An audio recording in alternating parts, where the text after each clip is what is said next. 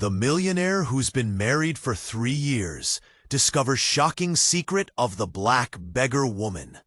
Jonny Fairbanks, Chicago royalty, stepped out of his limo like he owned the damn city, and maybe he kinda did. Charity gala done, another million raised, another backslapped. Home to his Gold Coast penthouse, a monument to success, a silent echo to the life he'd carved. 3 years married to Sarah, beautiful Sarah, his rock, his everything. Or so he thought.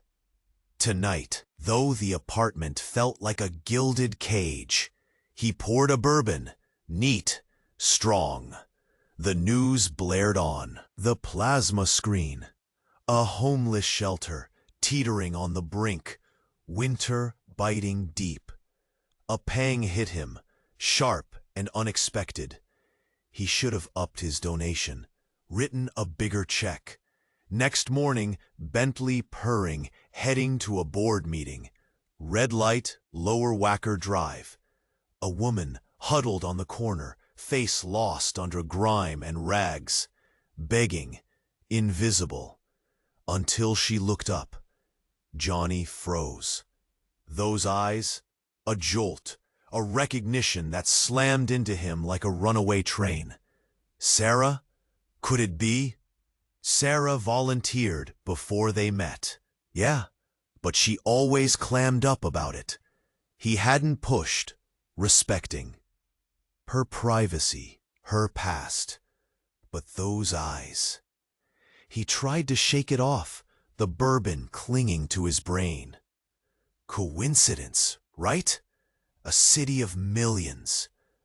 The board meeting was a blur. Numbers swam. Deals dissolved into meaningless chatter.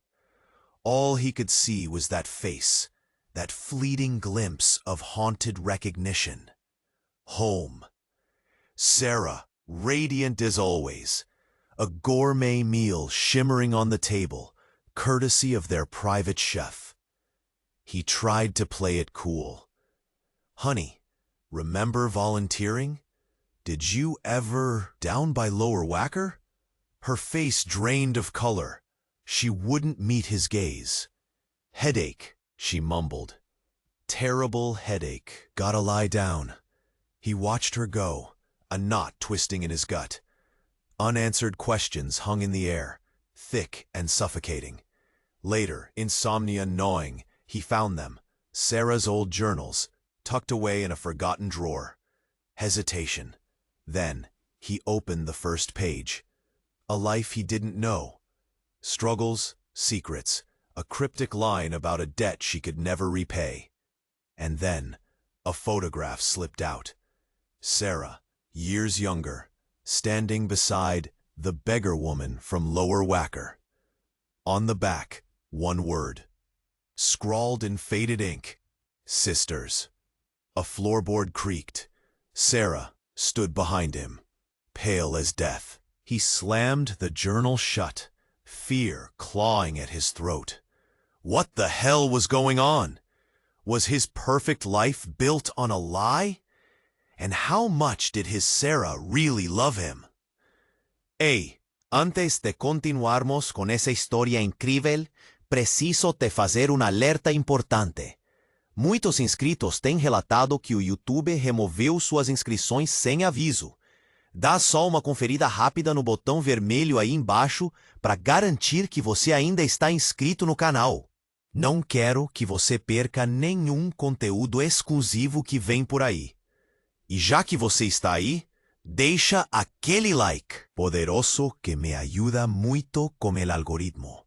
Ah, e me conta nos comentários de qual cidade você está assistindo. Adoro conhecer cada pessoa incrível que faz parte dessa comunidade.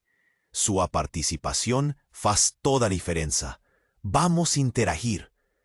He slammed the journal shut, fear clawing at his throat. What the hell was going on? Was his perfect life built on a lie? And how much did his Sarah really love him?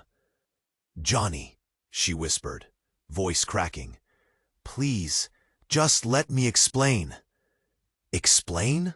He felt like the floor had dropped out from under him. Sisters? Begging on the street? The perfect Sarah he knew, the one who sipped Chardonnay at charity auctions, vanished. Explain what, Sarah? That you're living a double life? That you're hiding family on the streets while I'm throwing money at galas? Tears streamed down her face, blurring the perfect makeup. It's not like that. It's complicated. Complicated? He practically roared. The bourbon churned in his stomach. He needed answers, damn it. Tell me, now! She flinched, took a shaky breath. Her name is Clara. She's my twin sister. We were inseparable. Grew up tough. Foster homes, the works. We only had each other. He waited, heart hammering. This was just the beginning, he knew it. Then we got involved with the wrong people. Some bad stuff. Clara took the fall for me. She protected me. Said I had a chance to get out, to make something of myself. She went to prison. Prison. His beautiful Sarah, linked to something criminal. When she got out, Sarah continued, her voice barely a whisper. She was different, broken. She wouldn't let me help, pushed me away, said I owed her, that my happiness was enough. And that's why you're living like this? To pay her back? The anger bubbled inside him, mixed with a strange sort of pity. Sarah shook her head, a fresh wave of tears spilling. No, I tried. I sent her money, offered her a place to stay, but she always refused, said she didn't want my charity. She disappeared for years. Then I'd see her again, always on the streets. He ran a hand through his hair, trying to make sense of it. A secret sister, a debt, a life of begging. It was a twisted soap opera. Why didn't you tell me? That's when it happened. The doorbell rang, a loud, insistent buzz that shattered the fragile moment. Sarah froze, eyes wide with terror. Who is it? Jonny demanded. Sarah didn't answer. The buzzing continued, relentless. He stormed toward the door, ready to unleash his fury on whoever dared interrupt this nightmare. He ripped it open. Standing there under the harsh glare of the hallway lights was a woman who looked exactly like Sarah. But this woman wasn't wearing designer clothes. She was dressed in tattered rags, her face streaked with grime, her eyes burning with a fierce intensity. "Hello, Jonny," she said, her voice a gravelly rasp. Surprise. He stared, speechless. Two Sarahs? Impossible. Then he saw it, the slight twitch in her left eye, the way she held her hand, curled into a fist. He knew that look. He'd seen it before, on Sarah. "Clara?" he whispered, the blood draining from his face. Clara grinned, a chilling, predatory smile. "Bingo. But you can call me Sarah. The real Sarah." She stepped forward, pushing past him into the penthouse. "You've been living my life, Jonny. And now, it's time to pay the piper." His Sarah, the one he loved, the one he married. A lie? A swap? Then Clara spoke 3 words that made his world crash to earth. She had cancer. His head began to spin. Cancer? Who had cancer? Clara then said something that made his blood run cold. Sarah died 3 years ago. Sarah died 3 years ago. Jonny's world tilted on its axis. Dead? Sarah? The woman he'd shared his life with, his bed, his secrets, gone? It couldn't be. He looked from Clara to the shimmering dress Sarah had been wearing just hours ago. An impossible jigsaw puzzle of lies and deceit. What are you saying? He stammered, his voice a choked whisper. Clara laughed, a harsh, brittle sound. Oh, Jonny, you really are clueless, aren't you? My sister, the real Sarah, was diagnosed with a rare form of leukemia. 6 months to live. She was devastated. Not about dying, mind you, but about you. About leaving you alone. She paused, letting the words sink in like poison. She knew I could impersonate her. We looked identical. Always had. So she made me a deal. A dying wish, if you will. To take her place. To become Sarah Fairbanks. He stared at her, trying to process the impossible truth. The vacations, the parties, the whispered I love yous. All a performance.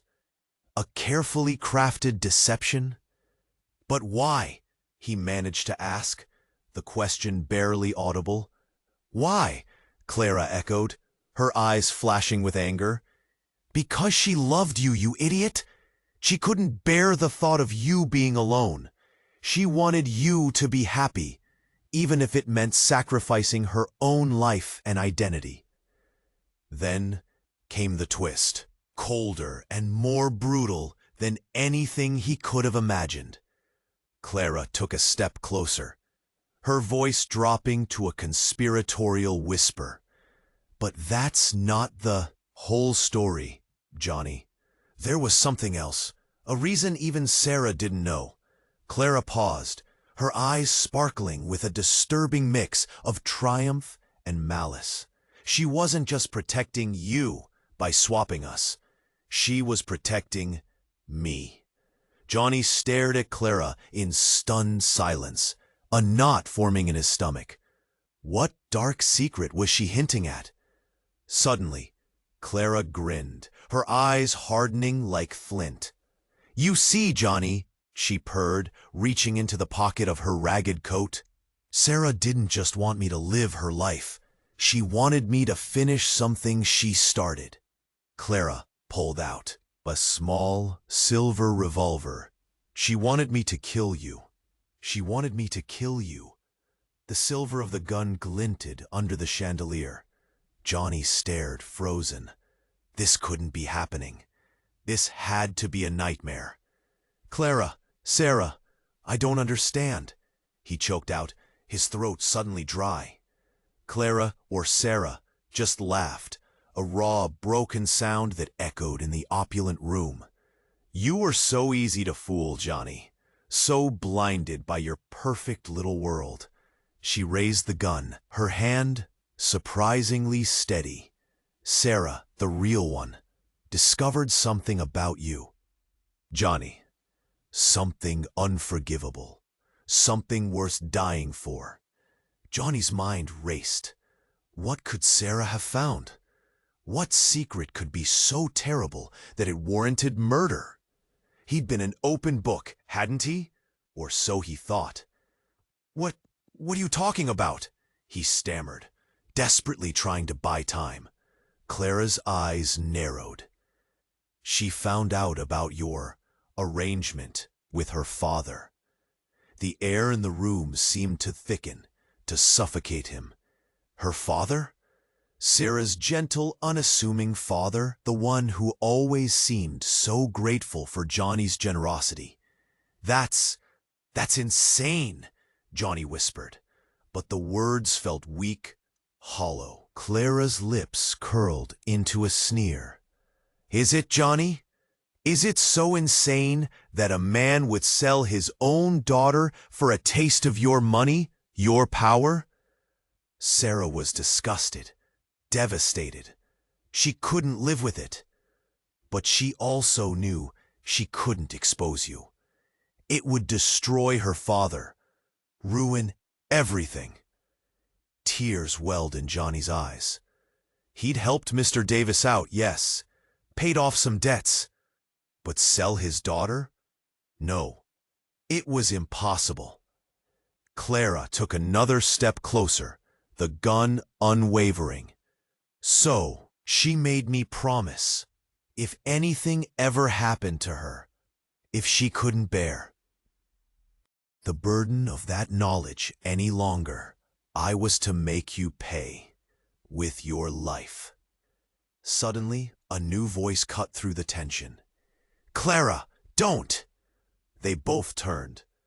Mr. Davis, Sarah's father, stood in the doorway, his face pale and contorted with anguish. He was clutching his chest, his breathing ragged. Daddy? Sarah whispered, her hand wavering slightly. Mr. Davis stumbled into the room, his eyes pleading. It's not true, Clara. It's not what you think. What's not true, Daddy? That you sold me to him? That you let him buy my silence? She screamed, her voice cracking with pain. Mr. Davis shook his head, tears streaming down his face. No, sweetheart. It's much worse than that. He gasped, clutching his chest tighter. Jonny didn't pay me to be with you. Jonny watched, horrified, as Mr. Davis struggled to speak. What was he going to say? What could possibly be worse than what they already knew? Mr. Davis looked at Jonny, his eyes filled with a desperate plea for forgiveness. Then, with a final agonizing gasp, he spoke the words that shattered everything. He paid me to kill your mother. He paid me to kill your mother.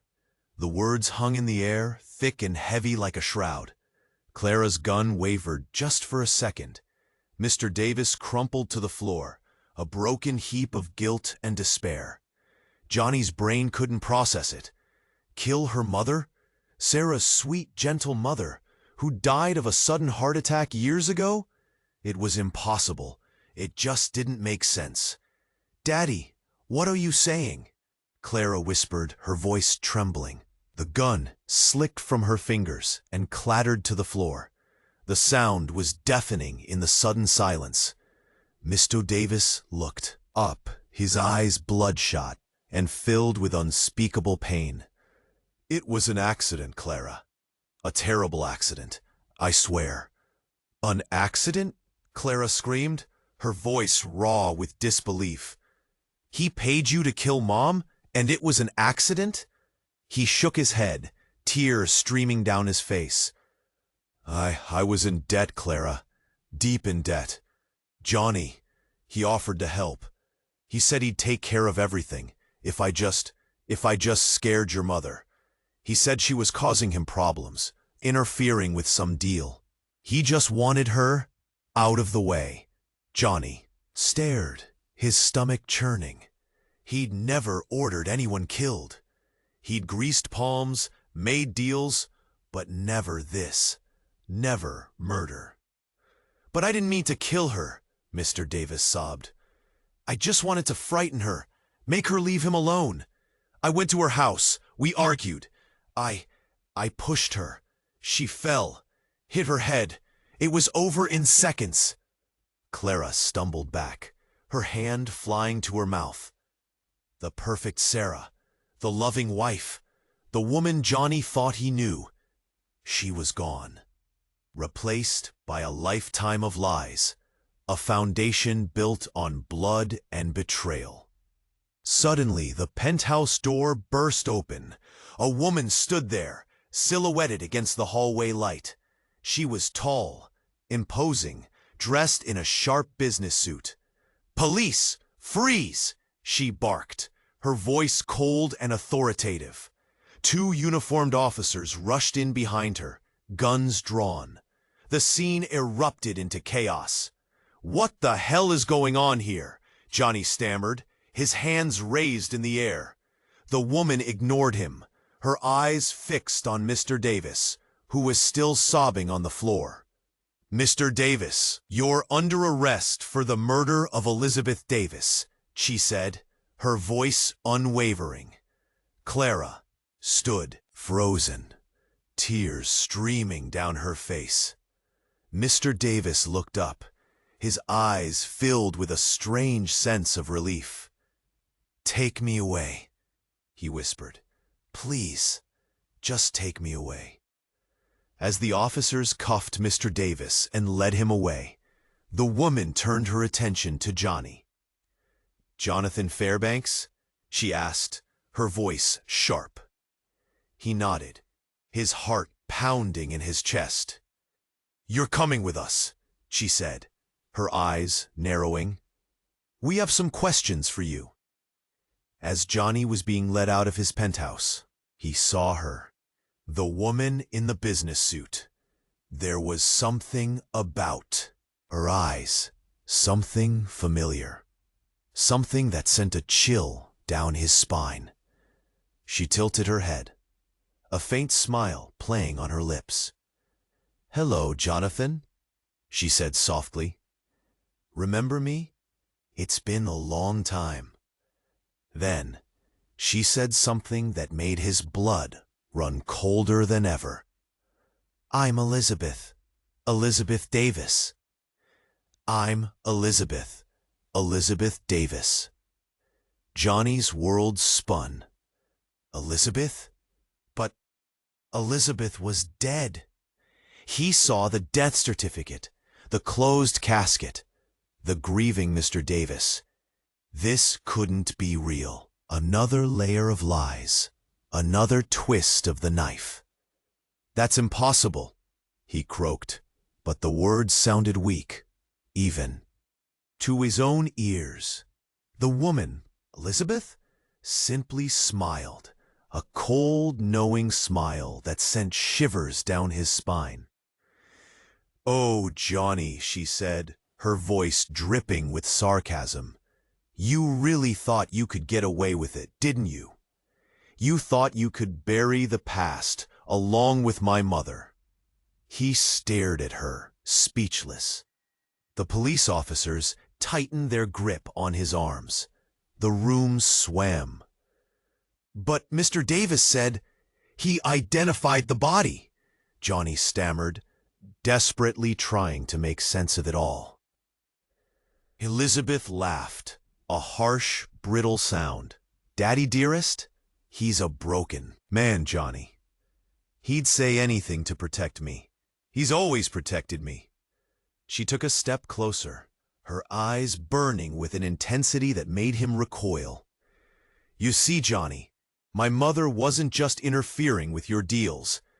She was about to expose you. She had proof, documents, witnesses that could have ruined you. So you paid my father to silence her, permanently." Tears welled in Jonny's eyes. He'd known about the documents, the witnesses. He'd even considered paying them off. But murder? Never. "And what about you, Elizabeth?" he managed to ask, his voice barely a whisper. "Why did you let everyone believe you were dead?" Her smile vanished, replaced by a mask of cold fury. "Because it was the only way to get close to you, Jonny. To find out the truth, to make you pay." She paused, taking a deep breath. "After my mother died, I knew something wasn't right. The heart attack, it didn't make sense. I started digging, asking questions. But you were always one step ahead, covering your tracks. So I decided to disappear. Let everyone think I was gone. It was the perfect cover." Then she dropped a bombshell that shattered everything he thought he knew. "The woman you knew as Sarah," Elizabeth said, her voice low and dangerous. "She was a plant, a con artist I hired to infiltrate your life, to get close to you, to uncover your secrets. She was supposed to be my eyes and ears inside your world." Jonny felt like he was drowning. Everything he thought was real, everything he cherished, it was all a lie. Sarah, the woman he loved, the woman he married, a stranger, a spy. What then? Elizabeth continued, her eyes glistening with tears. She fell in love with you. She betrayed me. She went rogue. Rogue? Betrayed? What the hell was going on?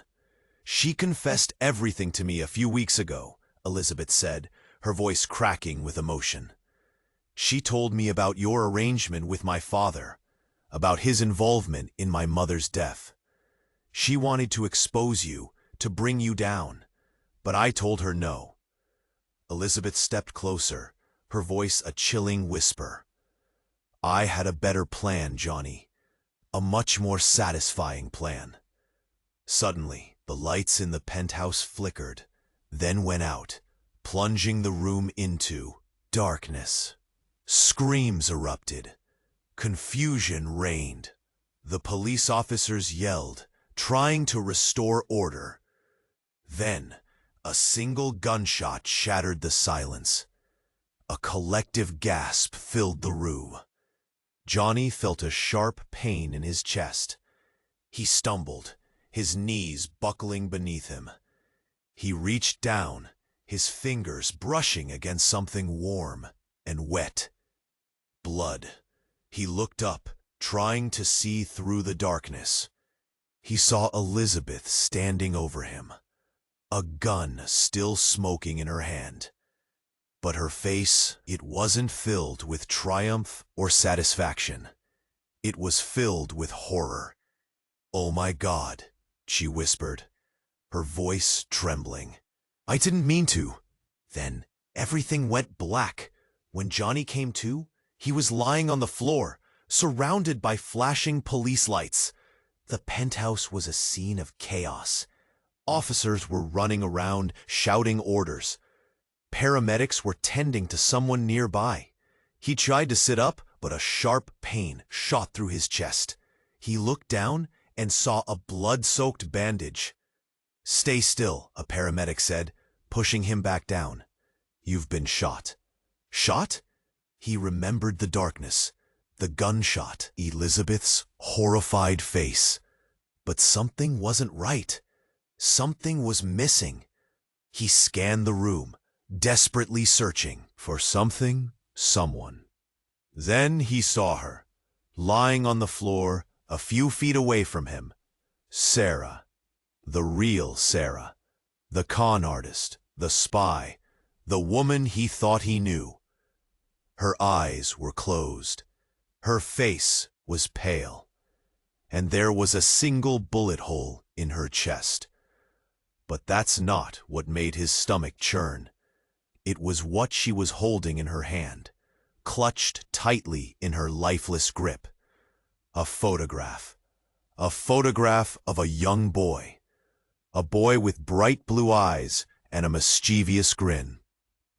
A boy that Jonny hadn't seen in over 20 years. On the back of the photograph, one word was scrawled in faded ink. Dad.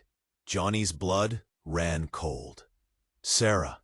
Sarah was his daughter? Jonny's blood ran cold.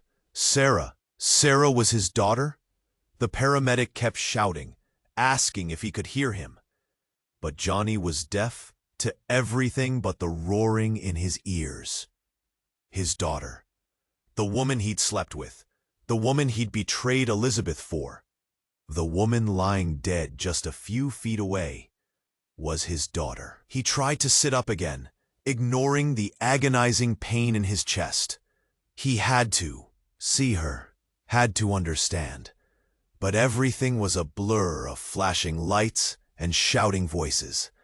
Then he saw Elizabeth again. She was standing near the door, talking to another officer, her face pale and drawn. But there was something else in her eyes, something that terrified him more than the gunshot wound. Satisfaction.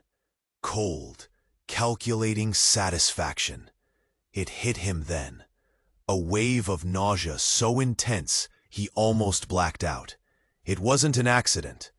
She hadn't shot him by mistake. She'd planned this, orchestrated the whole thing. The con artist Sarah, the revelation about his mother-in-law, the staged arrest of Mr. Davis. It was all a setup. But why? What could she possibly gain from all this chaos and bloodshed? As if reading his mind, Elizabeth turned and looked at him. She didn't smile, didn't say a word. She just raised her hand, revealing something glinting in her palm, a small silver key. Jonny knew that key. He'd seen it countless times. It was the key to his safety deposit box at First Chicago Bank. A box containing documents, financial records, and a handwritten will, leaving everything to his only living heir. An heir he now knew was dead. His will, she'd wanted him dead, yes. But more than that, she'd needed Sarah dead too. With both of them out of the picture, there was only one person left who could inherit his entire fortune. Elizabeth. He'd been so focused on the immediate threats, the lies and betrayals, that he hadn't seen the bigger picture. Elizabeth hadn't just wanted revenge. She wanted everything. But then, everything went sideways. Before Jonny could scream, before the paramedics could stop her, Elizabeth moved with blinding speed. She pulled out a small vial from her purse. Something clear and viscous, and drank it.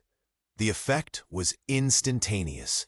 Her eyes widened, her body convulsed, and she collapsed onto the floor, writhing in agony.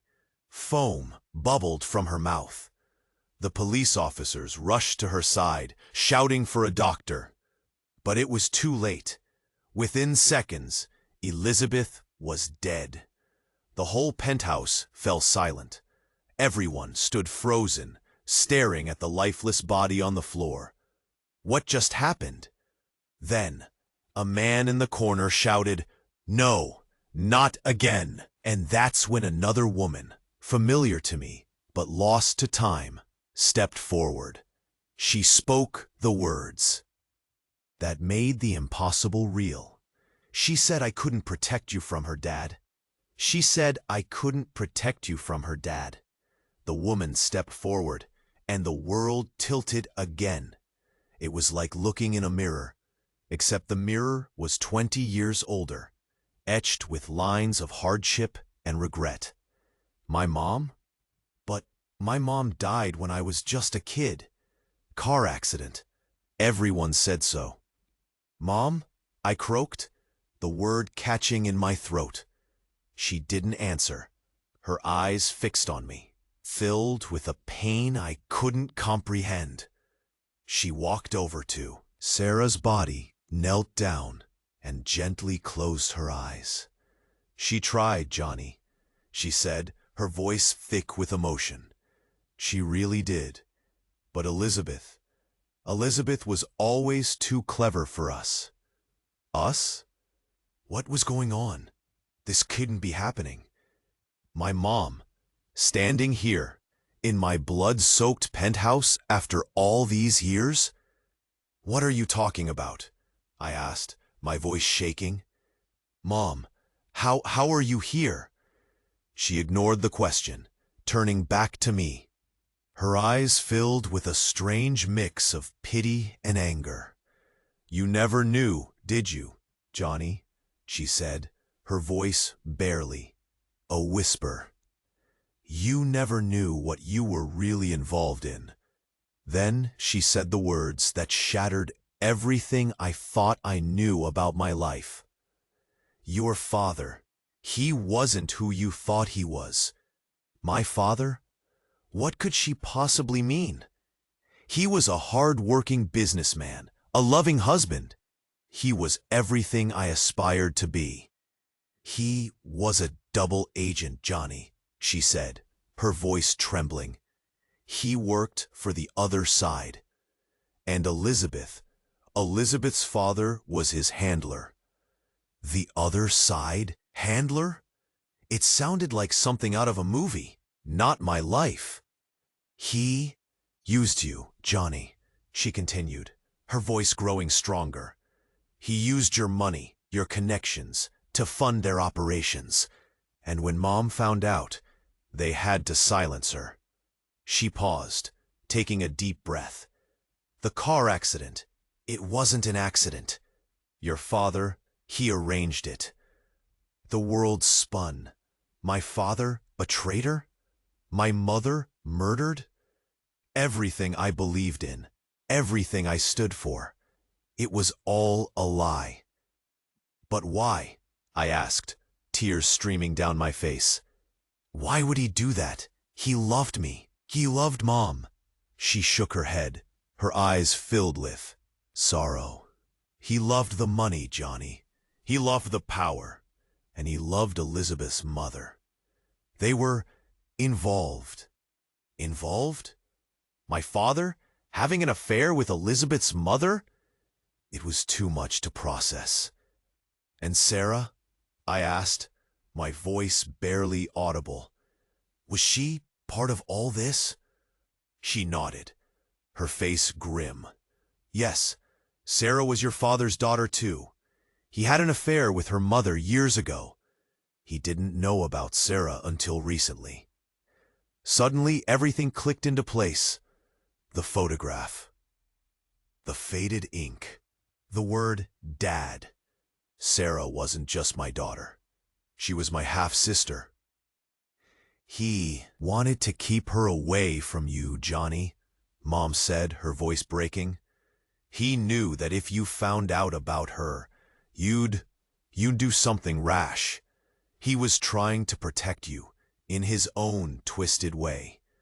But it was too late. I'd already done something rash. I'd fallen in love with her. I'd slept with her. I'd condemned her to a life of lies and deception. He also told Elizabeth everything before they killed him, Mom said softly. About Sarah, about me. They knew I was still alive because Sarah had been working for me, trying to protect you. That's why Elizabeth came to kill me tonight, but Sarah stepped in the way. A wave of guilt washed over me, so intense it almost knocked me unconscious. All this death, all this destruction, it was all my fault. Mom, I started to say, but she cut me off. It's not your fault, Jonny, she said, her eyes searching mine. You were just a pawn in their game, but it's not over yet. There's still time to make things right. She reached into her purse and pulled out a small silver key. This is the key to a safety deposit box in Zurich, she said, pressing it into my hand. It contains everything you need to expose them, everything they've been hiding for years. But Mom, I protested, but she shook her head. No time, Jonny, she said, her voice urgent. They'll be coming for you. You have to get out of here, now. She stood up, her eyes filled with determination. Go, Jonny, she said, her voice firm. And don't trust anyone, not even me. Then she turned and walked away, disappearing into the chaos of the penthouse. I stared at the key in my hand, my mind reeling. My father, a traitor. My mother, alive. Sarah, my daughter, dead. Elizabeth, a vengeful mastermind. And me, caught in the middle of it all. I didn't know what to believe, who to trust. But one thing was clear. My life would never be the same again. As the paramedics loaded me onto a stretcher, I looked back at the penthouse, at the flashing lights, at the bodies on the floor. It was like looking into a nightmare that had become my reality. But as I was wheeled into the ambulance, I saw something that made my blood run cold. Standing in the shadows, watching me, was a familiar figure. My father, alive, and he was smiling. As I was wheeled into the ambulance, I saw something that made my blood run cold. Standing in the shadows, watching me, was a familiar figure, my father, alive, and he was smiling. The ambulance doors slammed shut, sirens wailed, but I could still see him, that damn smile etched on his face. He was supposed to be dead. Everyone said so. Heart attack, just like my mom. But he was there, mocking me from the shadows. The paramedics were asking questions, poking and prodding, but I couldn't focus. My head was swimming with lies, betrayals, and the cold, hard truth that my entire life was a sham. Then everything started to blur. The lights, the sirens, the paramedic's concerned face, it all faded into a swirling vortex of darkness. I woke up in a hospital bed, IVs stuck in my arms, machines beeping rhythmically beside me. A nurse was hovering over me, checking my vitals. "Where am I?" I croaked, my throat dry and scratchy. "You're in the ICU," she said, her voice gentle. "You were shot. You're lucky to be alive." Lucky? I didn't feel lucky. I felt like I'd been dragged through hell and back, only to find out that hell was my own damn life. "What happened?" I asked, struggling to sit up. "What about Elizabeth, Sarah?" The nurse's face clouded over. "The police are investigating," she said, avoiding my gaze. "You need to rest." But I couldn't rest. I had to know. I had to understand. "Please," I begged, grabbing her arm. "Tell me what happened." She hesitated, then sighed. "Elizabeth Davis is dead. She died of poisoning. Sarah Fairbanks, she didn't make it. She was pronounced dead at the scene. Dead, both of them gone, and I was left to pick up the pieces of their shattered lives." The police came to question me a few hours later. They asked about Elizabeth, about Sarah, about my father. I told them everything I knew, everything I suspected. They listened intently, taking notes, their faces grim and impassive. As they were leaving, the lead detective turned back to me, his eyes narrowed. "There's one more thing, Mr. Fairbanks," he said, his voice low. "We found something at your penthouse, something you might want to see." He pulled out a small plastic bag and held it up. Inside, I saw a familiar object. A photograph. A photograph of a young boy. A boy with bright blue eyes and a mischievous grin. It was me.